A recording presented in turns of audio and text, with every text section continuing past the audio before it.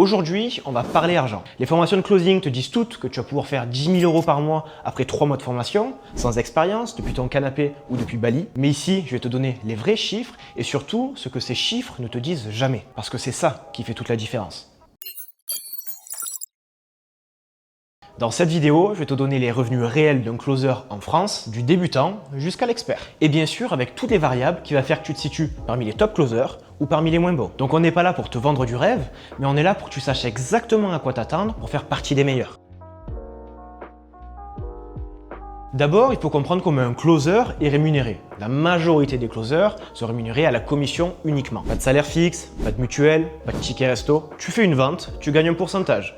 Tu vends rien, tu gagnes rien. Ce pourcentage, il va toujours varier entre 10 et 15, des fois 20%, selon le produit que tu vas vendre et ta capacité à négocier ton contrat. Maintenant, ce qu'il faut que tu comprennes, c'est ce que tu vas vendre qui va tout changer pour toi. Parce qu'un closer qui vend des programmes à 500 € n'a pas le même quotidien qu'un closer qui vend des programmes à 5 000 €. Et c'est pour ça que les meilleurs closers ne choisissent pas un client au hasard, mais ils choisissent le bon produit, au bon prix, avec le bon volume de leads. Mais j'y reviendrai un petit peu plus tard. Donc voici les 4 paliers qui sont présents dans le marché du closing. On va commencer par le début, le niveau 1, le débutant. Donc le débutant, il va démarrer entre 0 et 1 500 € par mois. C'est la réalité de tous les closers en sortie de formation et de 3 à 6 mois après la formation. Donc à ce moment-là, tu viens de te former, tu as 1 ou 2 clients, tu fais tes premiers appels, tu perds des calls que tu aurais pu gagner avec plus d'expérience, mais tu sais pas encore pourquoi. Ton problème ici, c'est pas ta technique, mais tu as encore ce qu'on appelle un bridage de formation. En fait, tu n'as pas encore adapté ta lecture de l'humain dans tes appels de vente. Tu écoutes les mots, mais t'écoutes pas l'humain derrière. Et tant que tu n'arriveras pas à voir et comprendre la vraie objection derrière ce que ton prospect te dit, tu stagneras ici. La plupart des gens qui abandonnent le closing abandonnent à ce niveau-là parce que personne ne leur a dit que c'était normal de passer par cette étape. Maintenant, on va passer au deuxième palier, le palier des closers intermédiaires. Donc on est entre 1 500 et 4 000 € par mois. Donc là, ça va faire 6 à 12 mois que tu es sur le marché, tu commences un petit peu à lire les patterns, tu comprends que lorsqu'un prospect te dit c'est trop cher, il parle pas forcément d'argent et tu commences à créer de la vraie confiance dans tes appels. Donc à ce moment-là, ton taux de closing il est entre 25 et 35%. Tu closes un appel sur 4 ou un appel sur 3. Et à ce palier, la variable qui fait la différence, c'est pas que la technique, mais ça va être la qualité des leads qui te sont envoyés. Donc c'est important que tu comprennes l'écosystème autour du closing et de travailler en harmonie avec ton setter, avec la personne qui va qualifier les leads avant de te les envoyer. On passe au troisième palier, donc là on parle aux closers expérimentés. Donc généralement à ce palier on a entre 4 et 8 000 € par mois à peu près. On a entre 12 et 24 mois d'expérience. Au niveau du taux de closing, on commence un peu à monter, donc on dépasse les 35%, on peut même aller jusqu'à 50%.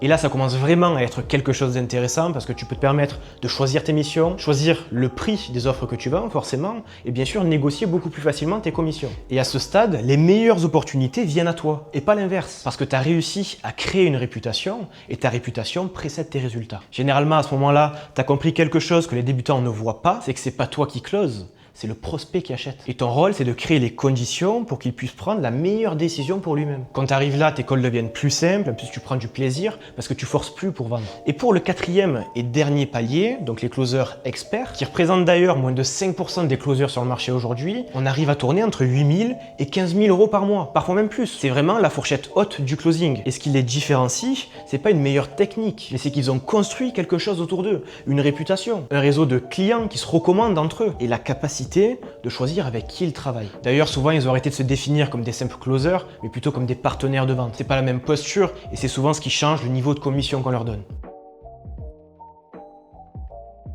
Maintenant, ce qui détermine dans quelle fourchette tu es, c'est pas le hasard, c'est pas le marché, c'est pas ta chance, mais c'est 3 choses. Donc la première variable, ça va être le ticket moyen de ce que tu vends. Je t'ai dit tout à l'heure que la commission variait entre 10 et 15, parfois 20%. Donc si tu closes des offres à 1 000 € avec 10% de com, tu prends 100 €. Si tu closes avec le même pourcentage de commission, mais pour une offre à 5 000 €, tu te prends 500 €. Donc avec le même taux de closing et le même nombre d'appels, tu gagnes 400 € en plus. Tu multiplies ça sur un mois et je te laisse faire la différence. Donc choisis ton terrain de jeu avant de travailler la technique. La deuxième variable, ça va être ton taux de closing.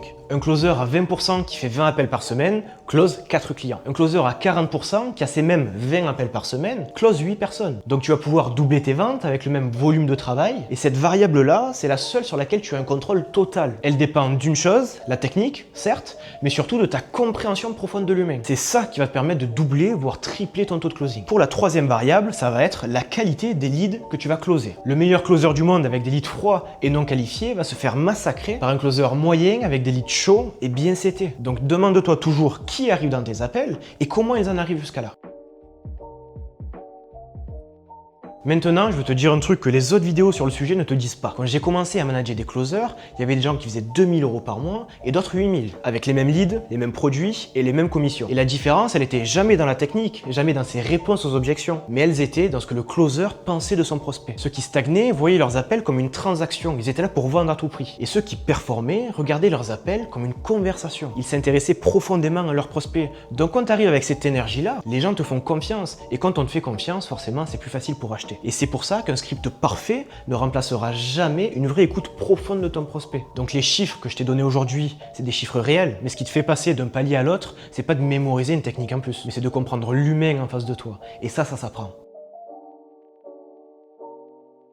Donc pour résumer, les salaires en closing peuvent vraiment être très intéressants, mais tu vas pas gagner 10 000 € par mois en 3 mois de formation. On a vu les différents paliers par lesquels tu dois passer, les différentes variables également. Donc dis-moi en commentaire si tu as aimé la vidéo et dis-moi également de quel sujet tu aimerais que je parle la prochaine fois. On se dit à bientôt, ciao ciao.